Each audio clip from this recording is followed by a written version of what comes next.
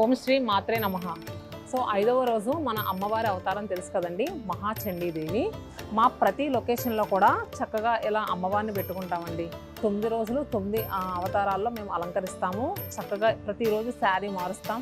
And next నిండుగా అలంకరిస్తారండి మా staff అందరూ కూడా. సో అలానే మొన్న రీసెంట్గా ఓపెన్ అయిందిగా నెల్లూరు బ్రాంచ్ దగ్గర కూడా పెట్టాము. అమ్మవారి ఆశీస్సులతో నెల్లూరు బ్రాంచ్ కూడా చాలా గ్రాండ్ సక్సెస్ చేశారండి.